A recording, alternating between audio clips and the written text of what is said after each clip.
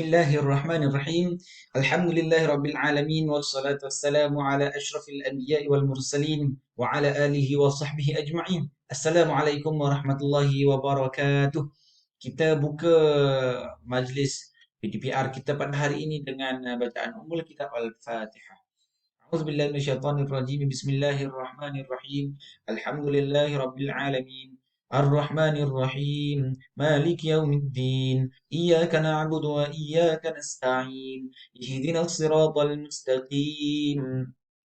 Siratal ladzina an'amta 'alaihim ghairil maghdubi 'alaihim waladdallin. Amin. Bismillah. Jadi Alhamdulillah bersyukur kita kepada Allah, kita masih diberi peluang untuk kita teruskan PDPR kita pada hari ini. Baik, apa kabar semua? Saya harap semua dalam keadaan baik, dalam keadaan sehat, dah makan, diberi kesempatan untuk hadir PDPR, hadir kelas online kita pada hari ini. Jadi insya-Allah kita terus sambung pada pelajaran kita dalam bidang akhlak Islamiyah, iaitu malu perisai iman. Apa itu malu? Anda malu ke tak? Dan bagaimana malu ini boleh menjadi perisai kepada iman kita? Sama-sama kita tengok. Malu perisai iman. Tengok maksud malu tersebut. Dari sudut bahasa, malu ini adalah kembali kepada perasaan fitrah dan rasa segan. So malu ni sebenarnya dia fitrah kepada seorang manusia, memang ada sifat malu. Perasaan segan. Malulah malu. Cuba bayangkan contohlah. Dalam khalayak ramai dekat perhimpunan, lepas tu saya panggil seorang. Abu, kau bangun jap. Bangun sekejap. Suruh berdiri. Saya panggil semua pelajar. Semua pelajar cuba tengok Abu sekarang. Agak-agak apa dia rasa? Kalau gangster macam mana pun, dia suruh orang buat macam tu kat dia kan. Mesti dia buat alah-alah malu-malu lah. Mesti punya. Itulah dia perasaan, itulah dia dari sudut bahasa. Dia malu ni merupakan fitrah dalam diri manusia. Memang ada sifat malu tersebut. Boleh tak malu tu hilang dalam diri kita? Kita tengok nanti. Baik, istilah. Dari sudut istilah, perasaan aib atau perasaan tidak selesa untuk melakukan sesuatu yang buruk kerana tidak mahu dihina. Nah, betul. Tengok potongan dia. Perasaan aib atau perasaan tidak selesa, satu potongan. Untuk melakukan sesuatu yang buruk kerana tidak mahu dihina. Perasaan dalam diri kita ni, rasa kalau kita buat sesuatu yang tak elok, contohnya kita joget-joget, bila orang tengok, malu tak? Malulah. Kalau betul-betul ada malu dalam diri kita, kita duk tergelek-gelek saja nak memalukan diri. Tapi itu yang silap sekarang ni. Itu yang saya tanya tadi. Boleh tak malu tu hilang? Kalau betul-betul dia ada perasaan malu, contoh dia duk buat perkara. Ni jangan. Kalau buat benda-benda yang aib, kan orang akan hina dia. Orang akan cemuh dia lah, orang akan kata kat dia lah benda-benda yang tak elok. Kan kalau dia buat. So, kalau dia ada rasa malu, terfikir benda tu, maknanya dia ada rasa malu. Dia terfikir kalau aku buat ni, nanti orang cakap kat aku, macam mana kan? So, maknanya dia ada sifat malu tersebut. Tapi berbanding dengan orang yang dah tak ada sifat malu, gimana dia dah sangat nipis. Dia buat tu memang saja nak memalukan diri dia. Dia kata lantak lah orang nak kata apa pun. Aku saja je, memang sengaja. Nak orang tengok, nak orang kata dia macam-macam. So kat situ sebenarnya dah tak ada sifat malu tersebut. Hati ya, bila sifat malu ni tak ada dalam diri kita, dan kita nak dapat balik sifat malu tersebut sangat susah. Okay. Dalil Al-Quran. Allah berfirman, A'udzubillahi minasyaitonir rajim.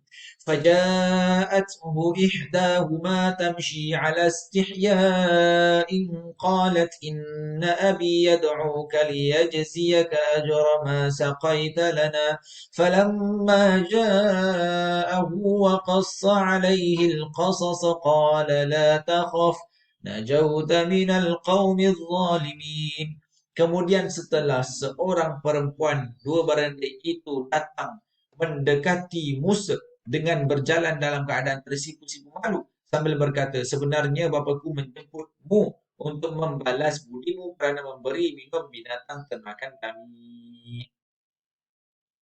Okey, ada dua beradik ni perempuan, dia malu-malu nak jumpa Nabi Musa. Sebenarnya nak katakan ayah perempuan ni nak jumpa Nabi Musa tu, nak bagi apa, adalah nak jemput bagi minuman ke apa, nak bagi adalah bendanya sebab nak balas budi Nabi Musa yang telah memberi binatang ternakannya minum. Okey. So dalam sifat tersebut, sifat malu yang maknanya dalam diri kita ni ada sifat malu. Macam lah perempuan malu tengok laki, laki malu kat perempuan. Tu betul lah tu, ada sifat malu. Yang salahnya yang tak tahu malu.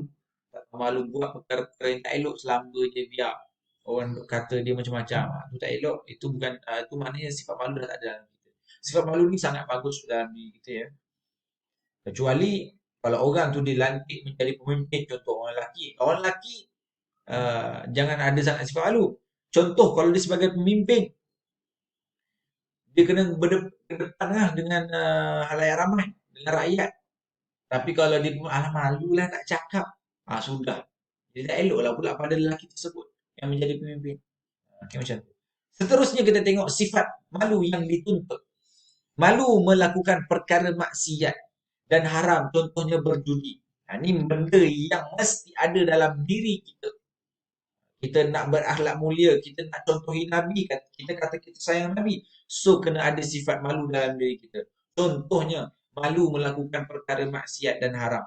Okey, contohnya pergi pusat apa pusat judi tu, spot toto, apa segala toto lah dia main. Tempat judi kan, tikam nombor ekor. Malulah sikit. Pergi sana kadang-kadang ramai orang kita ni. Kadang belaju Melayu pun ada duduk baris dekat spot toto tu nak beli nombor ekor. Pergi berjudi. Okay, malu sikit dalam diri kita ni. So, insyaAllah lah. Anak murid saya mungkin, jangan mungkin lah. Jangan sampai ada yang macam tu. Baik, ini contoh berjudi, banyak lagi contoh lain. Nak berzina. Saya bagi contoh paling dekat dengan awak lah. Malulah sikit terhadap benda yang haram. Contohnya, couple. Ini dekat pada kamu semua ni. Contohnya, buka aurat. Tak pakai tudung. Tak macam-macam lah. Malu. Okay, yang sambung lagi. Malu melanggar perintah Allah seperti tidak menunaikan solat fardu. Malulah sikit kalau kita ni tak solat fardu, tak solat, tak puasa. Sebab Allah dah bagi macam-macam dah kat kita. Kita ni kat dunia ni, ingat, hanya ujian kat dunia ni. Daripada umur kita lahir balik tu, tu ujian sampailah kita meninggal. Dan benda tu akan dihitung dan dinilai di akhirat nanti. Dan semua itu adalah benar-benar akan berlaku. So malulah pada diri kita. Kita dah diberi kesempatan untuk hidup apa hiru udara. Kita diberi kesempatan untuk diberi kesihatan, boleh makan, boleh berjalan. Ini tapi tak nak sembahyang. So malulah sikit. Malu. Yang ketiga, malu meninggalkan perkara sunat seperti tidak melakukan solat sunat rawatib. Tak buat solat sunat pun kira kena malu juga.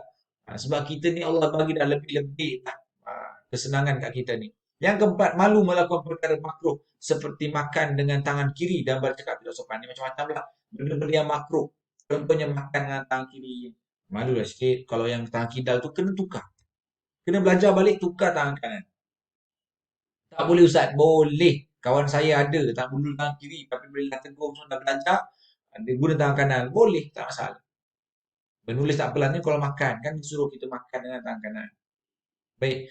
Bercakap yang tak sopan, suka mencarut-carut pun semua tu malulah sikit, suka mencarut. Lagi-lagi perempuan, samalah laki perempuan. Sebut balik bayar lah. So, macam-macam lah konon macam kasar. So sebenarnya kena malu pada diri sendiri. Baik, yang seterusnya kita tengok. Sifat malu yang dilarang. Ada 3 benda yang malu pun dilarang. Macam mana? Tengok. Malu belajar. Ini tanya, ada soalan ke? Malu nak jawab. Ada soalan. Duk diam je. Tak boleh. Yang itu malu yang dilarang. Jangan ada malu yang seperti itu. Okay? Belajar ni jangan malu. Biarlah. Orang nak kata apa pun. Dia tanya, alah kau ni banyak soalan lah. Oh, nak habis kelas dah ni, jangan. Biar dia tak malu untuk bertanya. Biar. Sebab memang itulah sepatutnya. Okey. Ini siapa yang ada soalan? Faham ke tak?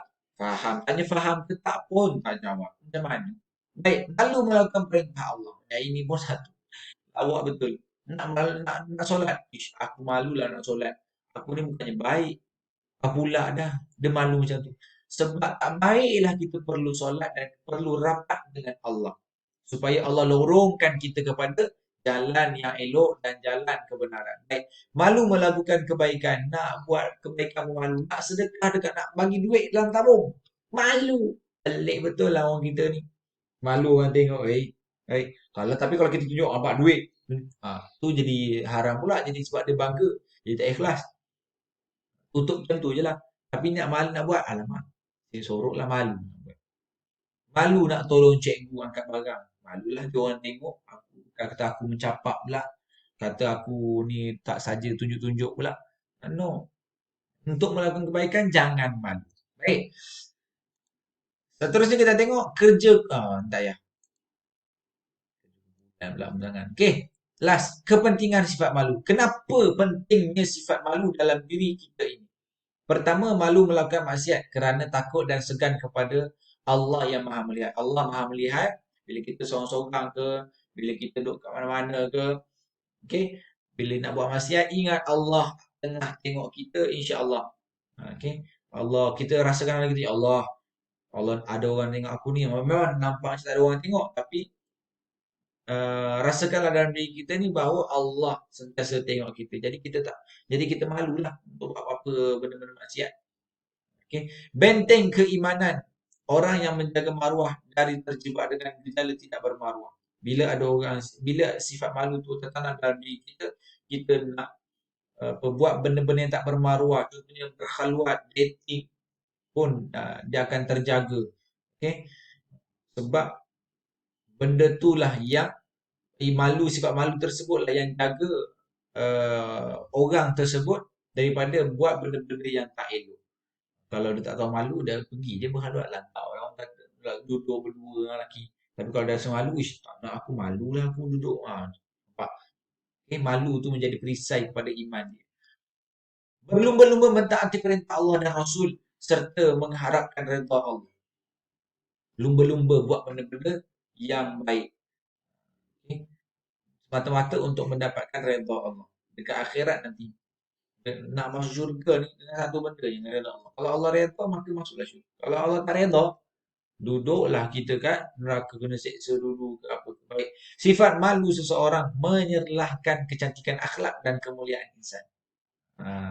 Sebenarnya kalau orang tu ada sifat malu, dia akan lebih mencantikkan orang tu dari sudut akhlak. Nabi cantiknya dia kerana sifat akhlak dia yang terpuji. Dalam orangnya memang handsome, memang lawa, dia hias pula dengan sifat dia yang bagus. Sifat malu, sifat apa lagi, pemurah lagi, macam-macam lah. Jadi lagi menambahkan kecantikan seseorang tersebut dengan adanya akhlak-akhlak yang mulia. Contohnya sifat malu inilah. Baik, orang yang pemalu sentiasa terhindar daripada melakukan maksiat. Sama lah macam tadi tu. Dia ada sifat malu, nak buat maksiat pun segan. TikTok ni yang saya cerita ni yang dekat dengan kamu. Contoh TikTok, dia joget-joget kan. Kadang-kadang kamu buat status WhatsApp, tak pakai tudung. Kalau orang yang malu, dia takkan hindar benda tu daripada buat. Sebab ada rasa malu, malulah orang nampak rambut aku. Malulah nampak aku joget. Tapi salah. Pada pandangan orang yang melakukan tersebut. Dia kata, biarlah orang nampak aku berjoget. Nampak aku ni pandai berjoget. Nampaklah kepandaian dia. So tak. Orang yang betul-betul iman dia tebal, dia akan malu untuk buat benda-benda yang maksiat. Okay. Jadi itu sahaja untuk hari ini. Saya tinggalkan kerja. Dan saya harap semua pelajar siapkan pada masa yang telah ditetapkan 9 sampai 10 saja. InsyaAllah. Assalamualaikum warahmatullahi wabarakatuh.